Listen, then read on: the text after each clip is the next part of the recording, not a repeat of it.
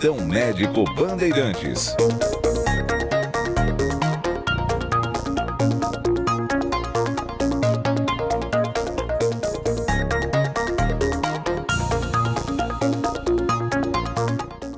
Dez e 5, muito bem, abrindo aqui o nosso Plantão Médico Bandeirantes de hoje, recebendo já em áudio e vídeo o cardiologista, o doutor Fernando Ribas. Tudo bem, doutor? Como vai? Seja muito bem-vindo, prazer enorme, bom dia, hein?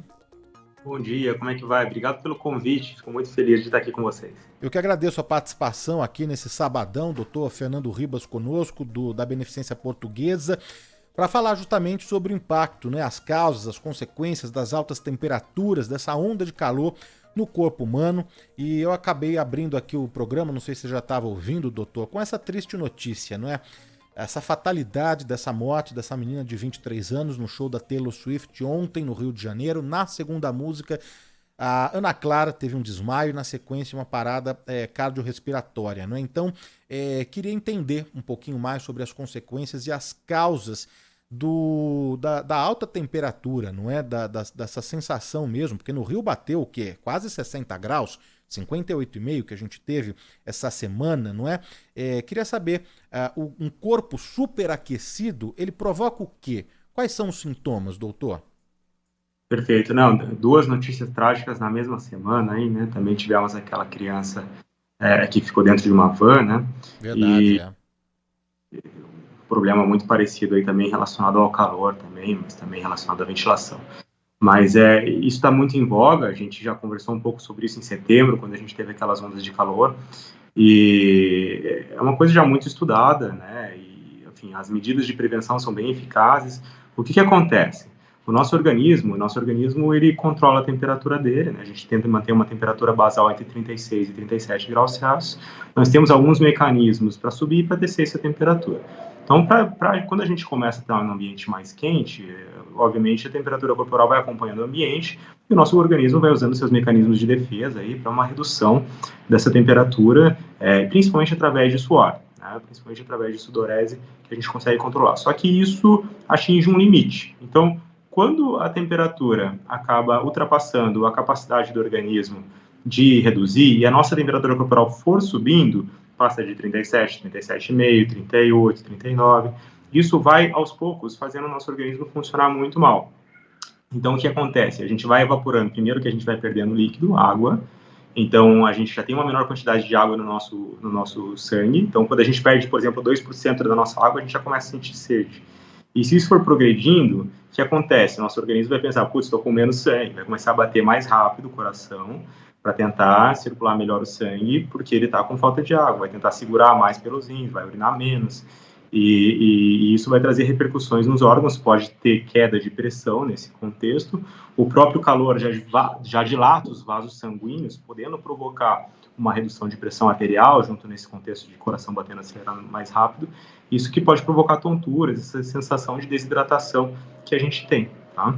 Esses são os primeiros sinais do organismo de que a gente está se desidratando e com uma temperatura mais elevada. Então, a sede, a taquicardia, a sensação de pressão baixa, a moleza, a tontura, são todos sinais de que, na verdade, você já está bem desidratado, se tudo isso já está acontecendo. E óbvio que isso pode partir daí para situações muito mais graves, né? O calor, à medida que o nosso corpo não conseguiu segurar a temperatura e vai subindo, as nossas células vão parando de funcionar, o mecanismo de obtenção de energia delas vai reduzindo, as próprias células vão sofrendo um processo de morte celular com o calor. O organismo, na tentativa de se salvar e perder mais calor, ele começa a mandar mais sangue para as periferias, para os nossos braços, para as nossas pernas, e com isso ele reduz a quantidade de sangue dos nossos órgãos internos. Os nossos órgãos internos, recebendo menos sangue no contexto de uma temperatura muito elevada, vão começar também a falhar.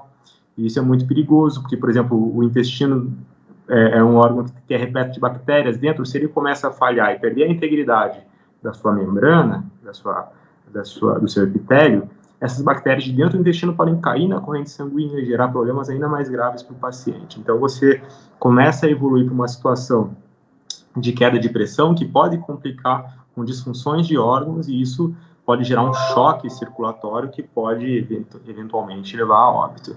Um dos sistemas que mais sofre com a temperatura é o neurológico. Então, a insolação é muito conhecida pelos sintomas neurológicos, porque vem desde o começo aquela tontura, aquela moleza, mas nos casos mais graves, em que a gente está tendo essas disfunções orgânicas amplas, pode ocorrer casos de crises convulsivas e o paciente, inclusive, evolui a coma, rebaixamento de nível de consciência, com necessidade, inclusive, de intubação orotraqueal e situações muito mais graves que a gente acaba vendo no hospital. Então, a gente caminha aí desde um quadro simples de desidratação, que é facilmente reversível, até um quadro potencialmente grave e fatal. Para vocês terem ideia, os pacientes que chegam já no hospital com esse quadro mais grave, que apresentam, por exemplo, uma crise convulsiva, que a parte neurológica já está bem rebaixada, que a gente precisa tomar medidas aí para proteger até a respiração do paciente, a mortalidade nesses casos mais graves vira de 20% a 60% de mortalidade, é uma situação muito grave mesmo, e a gente tem que tomar cuidado da nossa população, né? Então a gente tem que cuidar com os pacientes. Pode falar, desculpa. Não, doutor, então o organismo, o nosso corpo, ele vai tentando ali se esforçar para manter a temperatura em 36, 37 graus, né? Ele faz esse esforço, né? Agora, teoricamente ali, até que temperatura, qual que é o máximo que um organismo pode aguentar, que um corpo humano pode aguentar? Danilo, a temperatura, essas principais alterações no nosso organismo começam a acontecer a partir dos 40 graus Celsius. A situação começa a ficar próximo desse quadro grave extremo, tá? Então, a gente não tem uma temperatura que a gente aguenta, mas o nosso organismo vai deteriorando e deteriora rapidamente a partir dos 40 graus. Até que se você pega uma pessoa que eventualmente esteja com uma febre, enfim, que está chegando em 40 graus, você tem que correr para baixar essa temperatura. Com panos frios, com água, com antitérmicos, porque é bem perigoso para o nosso organismo quando a gente ultrapassa os 40 graus. Diferentes corpos têm diferentes impactos também, não é? Então, uma criança, uma estatura baixa, magra, vai sentir menos ou mais do que um adulto alto, obeso, por exemplo. Existe corpos mais resistentes, outros menos. Tem um grupo que a gente precisa se preocupar mais, crianças, adultos, idosos. Como que funciona, doutor? Sem dúvida, a gente tem as populações mais vulneráveis, os mais vulneráveis, sem dúvida, crianças e idosos. Eles se desidratam muito rápido. O metabolismo deles é mais sensível. Então, são definitivamente membros da nossa população que a gente tem que estar mais atento em relação a evitar o sol nos picos, né? O sol ali por volta de 10 às 16 horas, ele está muito mais forte. São pessoas, né, dessas faixas etárias que a gente tem que estar hidratando mais frequência. Todos nós temos que nos hidratar no calor dessa magnitude, mas em especial dessas faixas etárias. Pacientes que têm comorbidades, por exemplo, que já têm uma insuficiência cardíaca, que já têm uma disfunção dos rins, tem que tomar muito cuidado com relação à hidratação e à temperatura. Grávidas também têm uma situação de também fácil desidratação, em que a gente tem que cuidar com uma boa hidratação. Então, são esses elementos da nossa sociedade que a gente tem que cuidar mais, que a gente tem que estar, de repente, avaliar se não é melhor essas pessoas estarem dentro do ambiente do ar-condicionado, tentar manter eles mais na sombra, caprichar com o uso de bonés, chapéus, evitar a exposição do sol num período mais quente e, sem dúvida, estar oferecendo líquido e alimentos ricos em líquido ao longo de todo o dia. Uma outra coisa que a gente tem que tomar cuidado são os nossos jovens e saudáveis que fazem fazem atletismo de alto rendimento nessas temperaturas, tá? Porque é uma situação que a própria atividade física já sobe bastante a temperatura do nosso organismo. Numa alta temperatura como essa, fica ainda mais difícil do organismo controlar. E um outro membro da sociedade que eu me preocupo muito nessa situação é o trabalhador braçal, que precisa usar vestimentas muito cobertas, por exemplo, em situações em que você necessita se proteger o organismo de alguma exposição a alguma substância, mas está naquele calor. Esse tipo de trabalhador também tem que tomar muito cuidado, pausar alguns minutos para se refrescar, tomar bastante água, ir para a sombra, porque são situações que pode haver o risco também. Estamos conversando aqui na Rádio Bandeirantes com o Dr. Fernando Ribas, cardiologista da Beneficência Portuguesa, ajudando a gente a entender os impactos, né, as consequências dessas altas temperaturas no organismo. Já tem muitas mensagens aqui no nosso chat do YouTube, também por WhatsApp. O nosso WhatsApp é o 11 99904-8756. É por lá que os nossos ouvintes podem mandar as perguntas e as dúvidas por áudio. A gente vai registrar em texto também, mas é sempre legal ouvir a voz do nosso ouvinte, não é? Então, doutor, a gente precisa se preocupar, claro, então tem os jovens adultos aí, não é? Esses que praticam atividades físicas e acabam ali até extrapolando um pouco os limites, né? Correndo debaixo desse sol forte, mas existe esses dois grupos que a gente tem que ter um cuidado maior, que são as crianças e os idosos, é isso? Perfeito, exatamente. Criança e idoso são seguramente o que mais nos preocupa, o que mais a gente recebe na nossa emergência, e são grupos que a gente tem que estar atento em relação às dicas, né? A hidratação, a gente tem uma hidratação em dias normais, o normal seria por volta de 25 ml por quilo de peso, para uma pessoa de uns 70 quilos, isso aí vai dar próximo a 1,5 litro, 2 litros de água por dia, que é o clássico que normalmente a gente observa sendo falado, né? Mas em situações de dia mais quente, você tem que aumentar essa ingesta, né? Você aumenta pelo menos 30%, 50% desse seu basal. Então, é interessante a gente subir a ingesta hídrica nesses dias mais quentes para 2,5 litros, 3 litros de líquido. Você pode usar líquidos variáveis, você pode usar água, você pode usar suco, você pode usar chá. Você pode, por exemplo, ter uma alimentação rica em frutas que tenham bastante líquido, por exemplo, melancia, por exemplo, tangerina, por exemplo, laranja, tem bastante água também, vai ajudar você a combater essa desidratação. Você estar bem alimentado ao longo de todo o dia ajuda o organismo também a não ter as quedas de pressões, porque a alimentação é bem importante em manter a pressão arterial.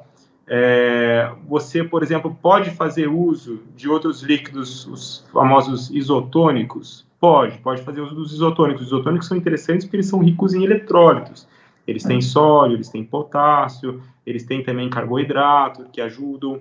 Em especial, a gente costuma recomendar o isotônico, em especial para quem está fazendo atividade física, né? Por exemplo, se você vai fazer mais de 1 hora de atividade física num calor desse, é interessante você fazer o uso de um isotônico por volta, mais ou menos, também de 10 ml por quilo, assim, se você pesa uns 70 quilos, você fazer uso de uns 700, 800 ml, até 1 litro de isotônico. Se você fez uma atividade física de mais de 1 hora, assim, num calor extenuante, é interessante você fazer, assim, uma reposição de eletrólitos.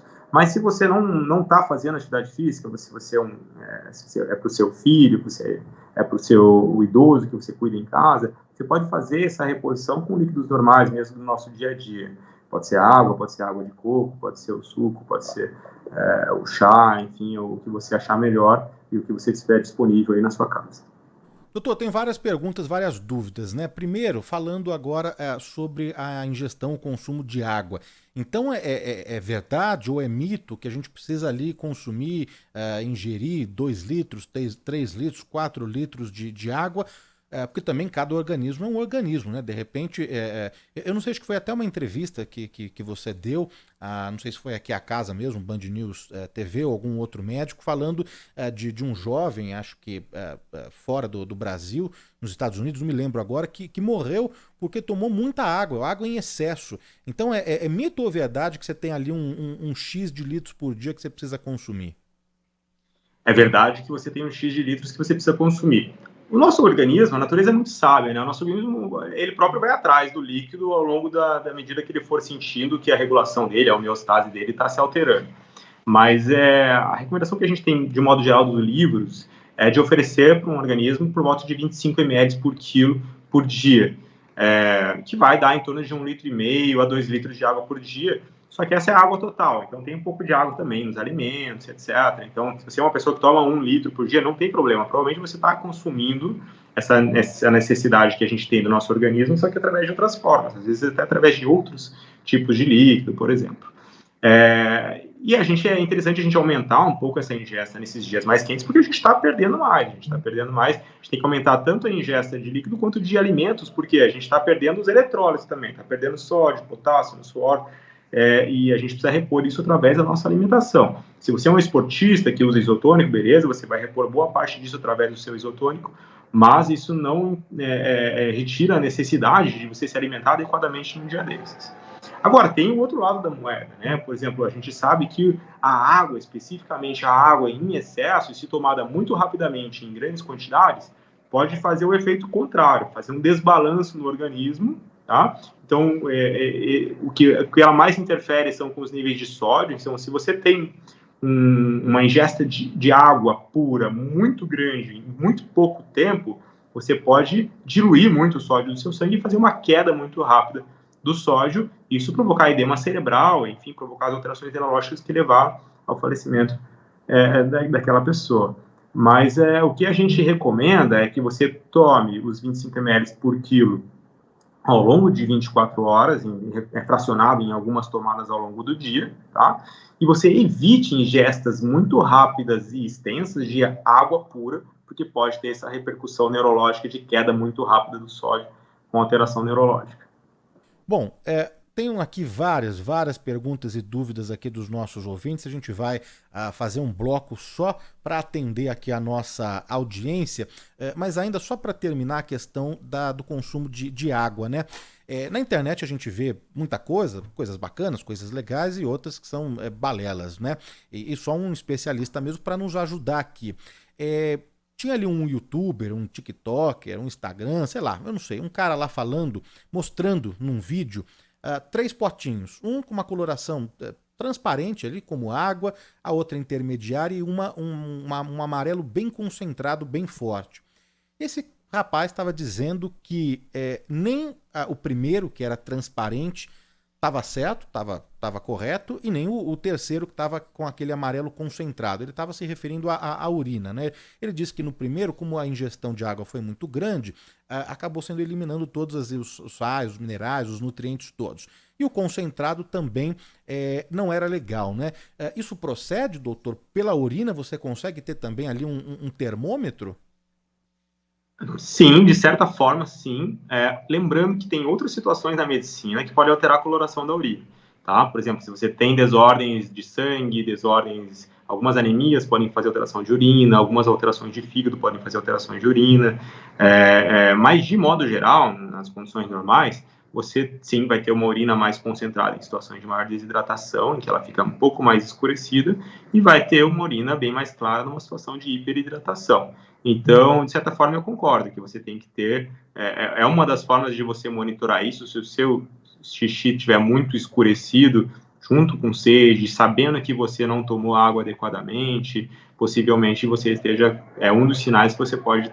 que demonstram que você pode estar precisando tomar mais um pouco de água, sim. Mandar um abraço aqui pro Manuel Zaidan, grande Manuel Zaidan, que está na nossa escuta, na nossa sintonia. Kátia Martins, ela diz o seguinte: doutor, bom dia, as mulheres transpiram mais e precisam estar mais atentas? Procede isso também? Uma maior transpiração no público feminino, nas mulheres, doutor? Acredito que não. Acredito que a quantidade de glândulas sudoríparas aí seja semelhante aí entre o homem e a mulher. E essas recomendações de ingesta de água que eu falei são gerais para ambos os gêneros. Laureano Arantes Neto, conosco sempre aqui. Ele diz que na Vila Remo, zona sul de São Paulo, agora um calor forte, 38 graus, sensação térmica de 41. O Vivaldo Junqueira também aqui, só elogios ao programa, muito obrigado. O Aécio Miguel, quem mais? A Silvana também aqui, dizendo não façam shows em época de 40 graus. Quem mais está aqui com a gente? O Rogério também. Ele está falando sobre a ingestão de sucos. Os sucos acabam tendo também ali uma concentração maior de açúcar, mas é válido para também baixar a temperatura em caso de um superaquecimento também, não, doutor? É válido, tem bastante água no suco e normalmente a gente toma ele geladinho, com certeza vai ajudar no controle da temperatura. O açúcar, em especial, para quem está tendo grandes gastos energéticos, se você está fazendo atividade física, algum trabalho extenuante, é interessante sim você tomar líquidos ricos em açúcar. Só cuidado com os diabéticos, né, ficar atentos em relação à quantidade, exatamente, avaliar certinho se você é usuário de insulina para fazer a devida reposição. Ao presenciar um caso de uma pessoa passando mal pelo calor, né? Você vê que ela já está ali transpirando muito, está com sintomas ali de uma sensação de desmaio, né? Não chegou a desmaiar, mas está tonta. Qual que é a primeira dica, o primeiro ato? O que a gente tem que fazer ali para ajudar a baixar a temperatura? Claro, dá água, mas o que mais, doutor? O que a gente pode fazer para ajudar em caso de insolação, por exemplo?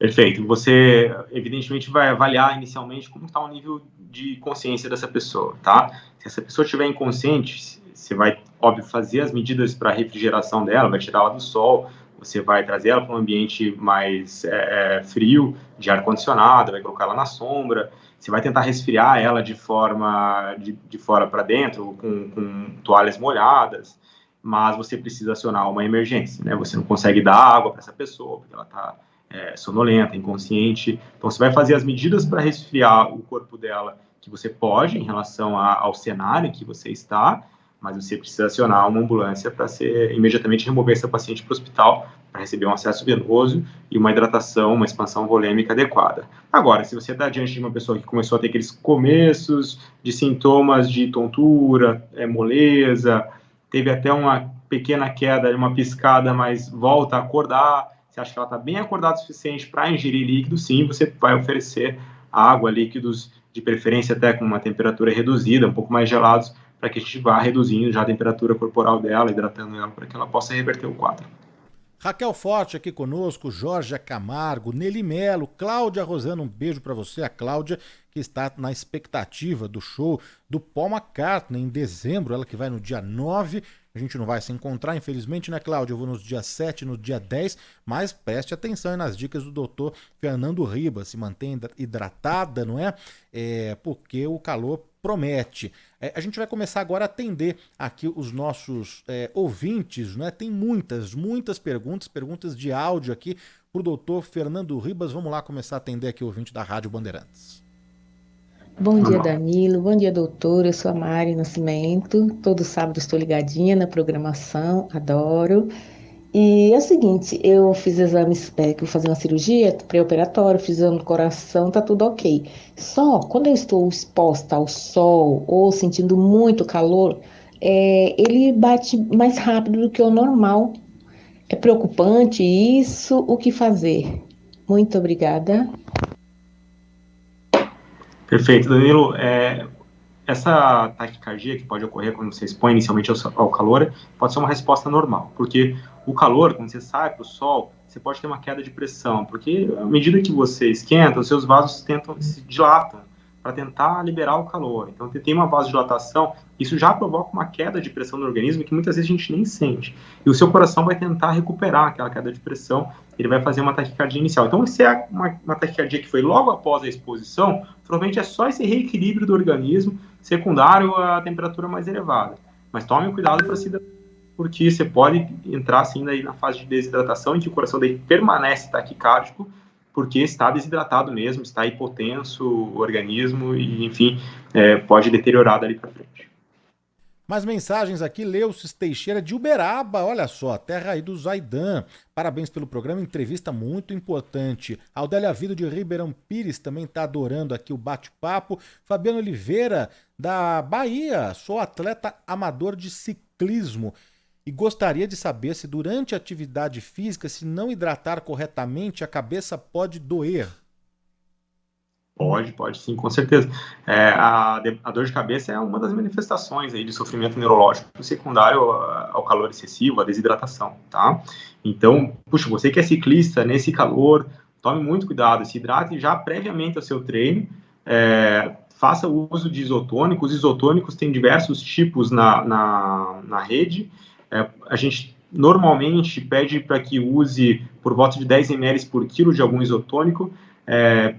Se você realmente faz um atletismo de alta performance e fica mais de 1 hora pedalando, tente usar os 10 ml por quilo de uma solução que tenha bastante sódio também, porque você vai perder muito sal pelo seu suor.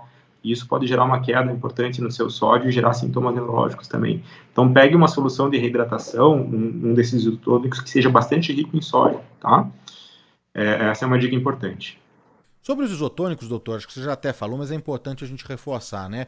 O consumo só para atletas amadores, atletas de alto rendimento, uma pessoa que não tem ali a perda calórica, não é indicado o uso e o consumo de isotônicos. A gente tem que tomar cuidado com o uso excessivo de isotônico, porque você está colocando para dentro eletrólitos, são sais do organismo que podem desregular o seu organismo, gerar câimbra, gerar arritmias cardíacas, etc. Então, esse consumo é reservado para quem realmente tem uma perda excessiva desses eletrólitos. Ou seja, tudo bem, se você não está fazendo atividade física, você passou por um dia de muita sudorese, um calor extenuante, em que você passou muitas horas sofrendo esse calor, com muita sudorese, você pode sim fazer o uso de um isotônico, só não exagere, procure se limitar a entre 500 e 1 litro de isotônico no máximo por dia, para você não ter uma reposição excessiva desses eletrólitos.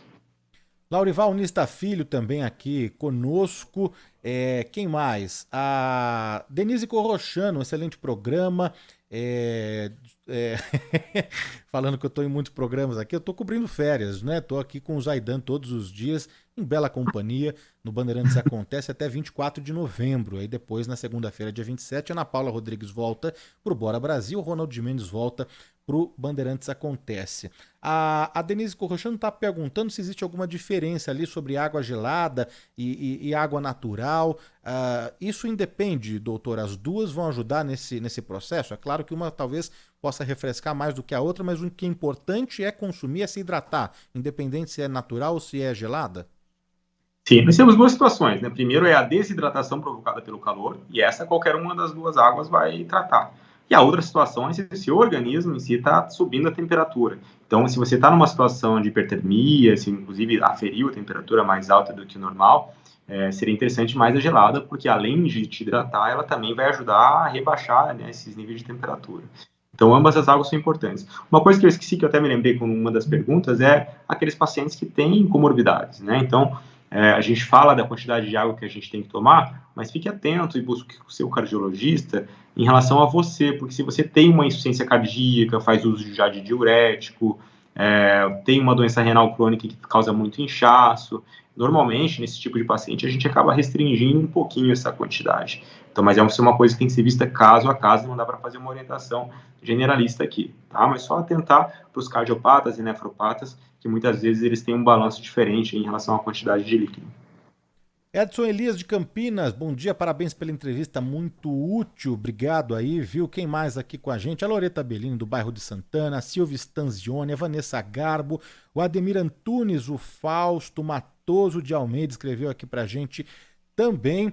A Loreta, que polivalente, estamos atacando sempre em todas as posições, Loreta, um beijo pra você.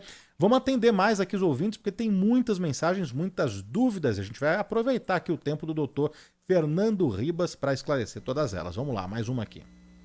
Bom dia, Danilo. Evandro Lamolha, pergunte ao doutor Fernando, no caso que aconteceu da moça, mas se isso pode acontecer para nós que não vamos em show, mas hoje, por exemplo, eu fiz o meu treino, minha corrida, né? E realmente eu senti não um mal-estar cardiológico, mas sim, eu fiquei muito ofegante, com certeza, esse calor, mas pode haver risco cardiológico.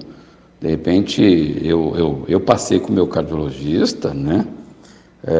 Que ele possa até conhecer, o doutor Fernando Lara Roquete até recomendou que eu corresse, né? Mas com essas altas temperaturas, é perigoso? Muito obrigado. Obrigado pela pergunta. Se você foi avaliado pelo seu cardiologista e foi liberado para atividade física, não é a situação do calor que vai contraindicar ela. Óbvio que você tem que tomar mais cuidado nessas temperaturas mais elevadas. Isso vai exigir um pouco mais, né, do organismo. Por quê? Você vai ter a queda de pressão relacionada ao calor, você vai ter a queda de pressão relacionada a uma maior desidratação, e isso pode forçar, né, entre aspas, um pouquinho mais o coração.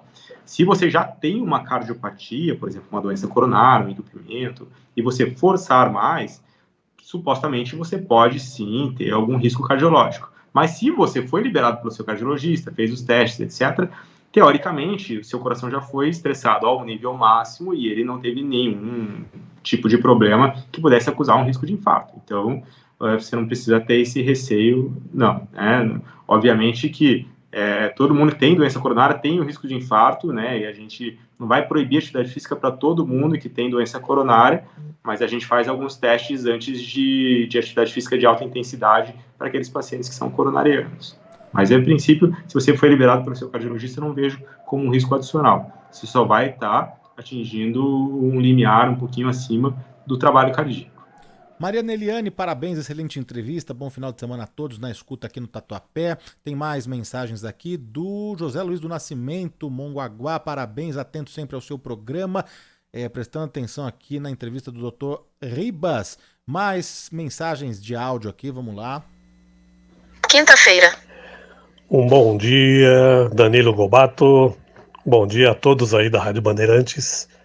Meu nome é João, sou deficiente visual e acompanho aí muito tempo a Bandeirantes, gosto aí desse plantão médico, esclarece muito bem aí pra gente, tá bom? E vou continuar acompanhando aqui, viu? Boas informações aí. Muito obrigado mesmo. Mais uma aqui.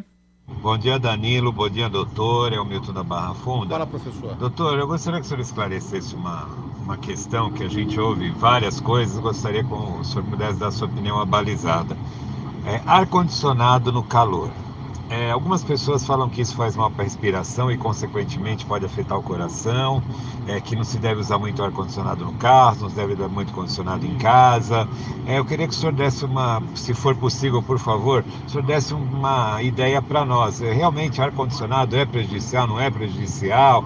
Tá? Então, eu gostaria dessa informação. Parabéns mais uma vez pelo programa e lamentamos aí as mortes da semana, realmente foram 2 mortes muito tristes. Um abraço, Danilo, grande programa. Obrigado, professor Milton Filho. E aí, doutor? Obrigado, Danilo. Obrigado, Milton, pela pergunta. Bem interessante essa pergunta mesmo. O ar-condicionado, no sentido do calor, ele é super bem-vindo, porque ele vai resfriar o ambiente e vai evitar que o seu organismo caia naquela hipertermia, aquela hipertemperatura que vai te trazer riscos. O problema do ar-condicionado é mais a parte respiratória, para quem tem problemas relacionados a isso. Então, se você tem uma doença de via aérea, uma asma, um DPOC, uma doença pulmonar obstrutiva crônica que seja muito grave, que faça muito broncoespasmo, muitas vezes esses pacientes, que faça muito chiado no peito, dá muita falta de ar, muita canseira, esses pacientes, quando eles trocam de temperatura, esse ar frio irrita um pouquinho a via aérea e pode desencadear um chiado, um broncoespasmo, que a gente chama.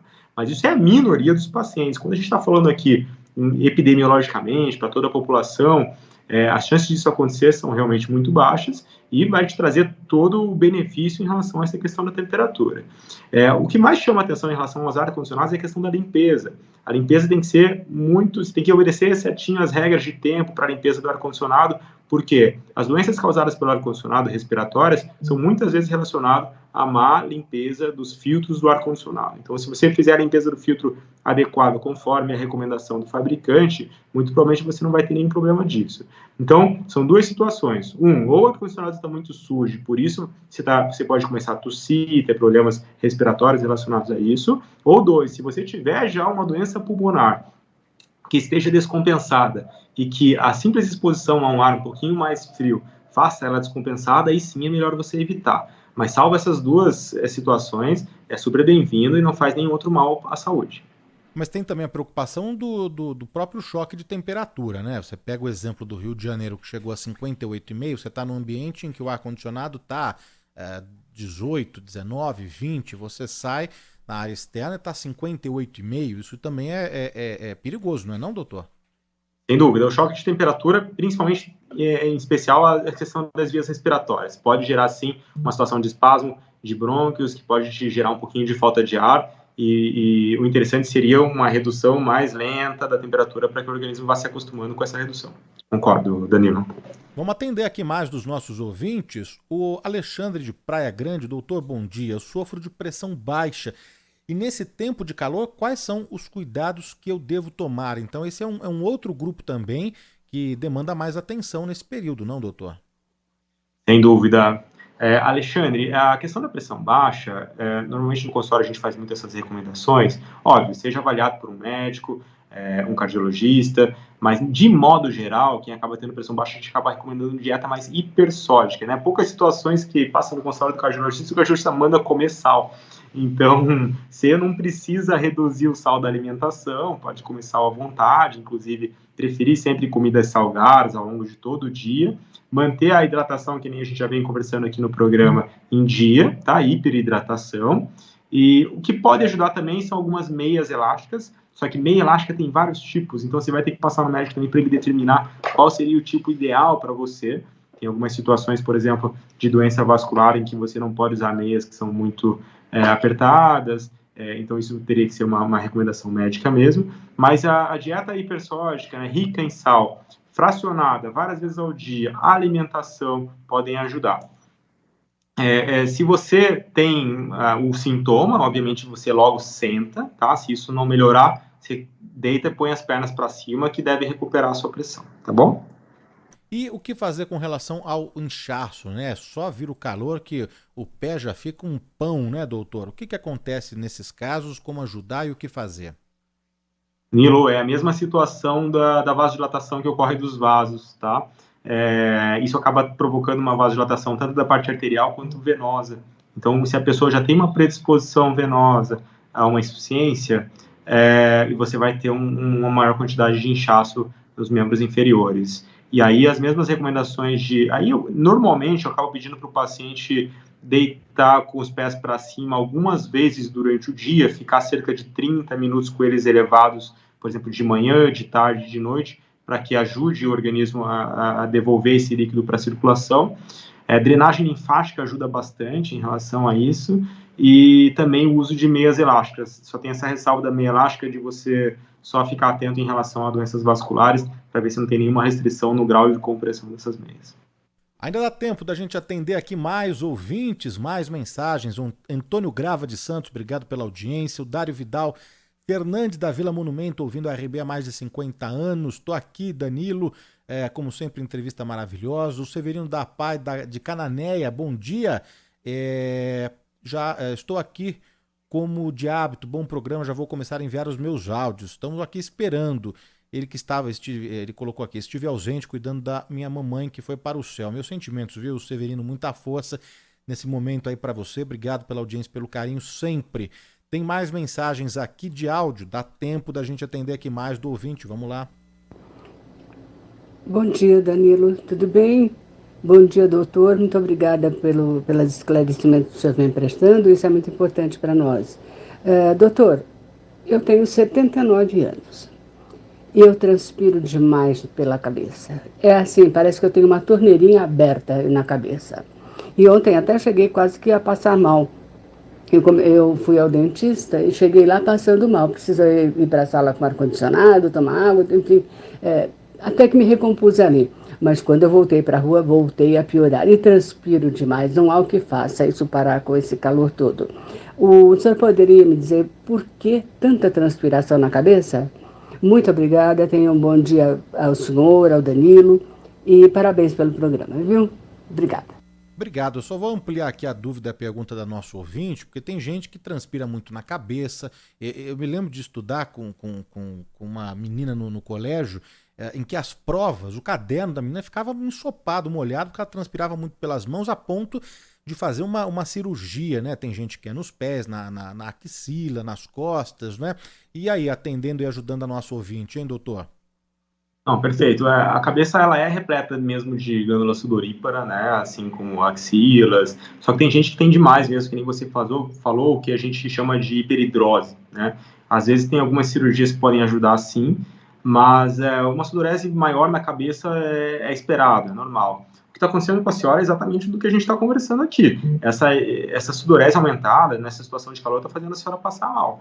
É justamente esse momento que você tem que parar tudo, vai para uma sombra, vai para um ar-condicionado, toma água, melhora, procura se expor menos nesses dias mais quentes, procura não sair das 10 às 16, que está muito quente, faz as suas coisas bem cedinho pela manhã, ou mais no final da tarde, que vai ser melhor para a senhora. Não vejo um motivo específico para ter maior sudorese na cabeça, entendo que isso é normal, mas talvez a senhora esteja suando mais porque tem mais predisposição a isso mesmo. Tem algumas pessoas que têm essa situação de hiperidrose, tem uma maior sudorese, a senhora sente mais na cabeça, a gente não consegue ter nenhum tipo de tratamento direcionado para isso, somente evitar as consequências da hiperidrose. A Iracema de Brito Salles, muito esclarecedora aqui a entrevista com o Dr. Fernando Ribas. Eu tenho 69 anos, não transpiro, retenho muito líquido. Isso é prejudicial? Uma pessoa que também acaba não transpirando muito, não eliminando ali, doutor? A não transpiração, assim, muito se fala sobre eliminação de impurezas pela transpiração, mas isso é muito pouco, sim, sabe? Você não tem a sudorese como um órgão de excretor do organismo que faça qualquer tipo de filtração. O principal objetivo da transpiração do nosso organismo é controle de temperatura. Acaba perdendo eletrólise muitas vezes, mas não impurezas. Então, a única coisa é que, se você não sua muito, você vai ter mais risco de uma hipertermia, tá? Do aumento da sua temperatura. Então, você tem que enfatizar bem todas as medidas que a gente conversou hoje, tá? O Diogo Braga, aqui na nossa coordenação de estúdio hoje, está perguntando se os pelos no corpo, se isso causa mais ou menos transpiração, se isso tem algum impacto aí, doutor. Não tem impacto. Os pelos muitas vezes são acompanhados de mais glândulas sebáceas de gordura, e também em volta ali tem muitas glândulas de suor também, mas não acaba tendo uma diferença tão grande no total de sudorese pela presença do pelo. A única questão é que o pelo ele tem a sua função também de proteção de temperatura. Então, se a pessoa tem muito mais pelo, talvez ela tenha um pouco mais de dificuldade de redução de temperatura pelo calor que o pelo segura, né, que é uma função inicial do pelo era essa. Ricardo Sanches, no Guarujá. Bom dia, Danilo. Muito boa entrevista com o Dr. Fernando Ribas. Gosto muito, estou precisando fazer caminhadas, pois sou safenado, diabético, e com esse calor temos de redobrar os cuidados. Excelente programa. Obrigado aí, Ricardo, pela audiência, pela escuta sempre. Tem mais mensagens? Dá tempo da gente atender aqui mais 2 ouvintes. Vamos lá. Danilo, pergunte para o doutor se beber cerveja é considerado uma hidratação. Aqui é Evandro Lamolha, de Jandira.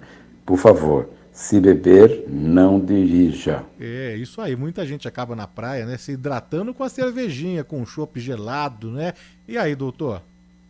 Pergunta difícil, hein, Danilo? Olha, a gente tem que tomar alguns cuidados. Por quê? Porque o álcool ele é diurético, tá? Então, ele vai fazer você urinar mais. Então, tá entrando mais água junto da cerveja, evidentemente está te hidratando, só que pode provocar o efeito contrário pelo efeito diurético do álcool, tá bom? E outra coisa, o álcool também dilata vaso, tá? Pode fazer queda de pressão inicialmente, e álcool, para cuidado com os cardiopatas, o álcool é diretamente tóxico para o coração, pode dar arritmias cardíacas e pode gerar enfraquecimento agudo do coração em quem já é cardiopata, tá? Então, eu diria que não tem como você usar a cerveja para se hidratar. Use a cerveja apenas dentro dos limites estipulados pelo seu médico para seu entretenimento, sua cultura em relação com sua família, mas dentro de um nível saudável. Falamos sobre os sucos, sobre água, sobre cerveja, mas o Álvaro de Jandira pergunta sobre água com gás. Ele está adorando aqui a entrevista, mas pergunta se é prejudicial, pois ele consome 1 litro por dia. Não, o gás da água ele não é absorvido, tá? Não tem nenhum problema. Alguns pacientes com refluxo grave podem ter uma piora da água com gás, justamente porque o gás ele tende a subir e pode piorar uma situação de refluxo gastroesofágico. Mas, fora isso, desconheço qualquer outro malefício que possa produzir para o organismo. Mais uma aqui para a gente encerrar aqui, participação do nosso ouvinte Bandeirantes, vamos lá. Bom dia, Danilo. Bom dia, ouvintes da Band. Aqui quem fala é André de Jundiaí. Excelente entrevista com o doutor. Doutor, eu gostaria de saber o seguinte. O senhor acabou de falar que o correto nesse calor é a gente se hidratar muito, beber muita água. Por exemplo, no meu caso, eu faço hemodiálise há 13 anos e eu tenho que tomar o mínimo possível de líquido. O que o senhor recomenda eu fazer para que eu não me desidrate? Obrigado, bom dia, Band, obrigado. Perfeito, excelente pergunta, Danilo. André, você entra naqueles casos que eu falava há pouco, né, que cada um tem sua restrição com o seu médico, mas em linhas gerais, se você faz hemodiálise e você não tem nada de diurese residual, realmente a gente tem que tomar muito cuidado para que você não faça uma congestão, né, um excesso de líquido no organismo e precise de uma diálise de urgência. Nesses casos, eu privilegiaria as outras medidas, tá? Não sair no sol, ficar no ambiente de ar-condicionado, usar roupas frescas, tá? Se proteger do sol de forma com vestimentas de cabeça. E você pode também fazer uso do peso que você faz lá na sua hemodiálise, né? Você avalia o peso toda vez que vai fazer sessão. Por exemplo, no dia seguinte você pode ver se você está com um peso menor, se o peso está igual. Você pode ir tomando aos pouquinhos a água e vendo quanto que o seu peso está subindo, para que você também não aumente muito o seu peso seco da diálise, tá? Para que você fique dentro ali do esperado. Então, realmente não tem um número mágico, você vai ter que ir olhando conforme você tá, se você não inchou, se você não está aumentando o peso, tá? Se você não está com sede, em relação ao quanto de água que você vai tomar. Mas você pode, obviamente, na sua próxima sessão, avaliar com o seu nefrologista quais são as recomendações individuais para você. Muito bem, conversamos aqui no nosso Plantão Médico Bandeirantes, no Do Bom e do Melhor, na Rádio Bandeirantes, com o Dr. Fernando Ribas, cardiologista, explicando, nos ajudando, prestando serviço, falando sobre os cuidados e o impacto dessa onda de calor, das altas temperaturas no organismo, no corpo humano. Lembrando aos ouvintes que quer compartilhar a entrevista com alguém, não conseguiu acompanhar desde o início, está disponível em podcast, no Spotify, Deezer, TuneIn, Apple Podcast, no agregador de podcast que você quiser.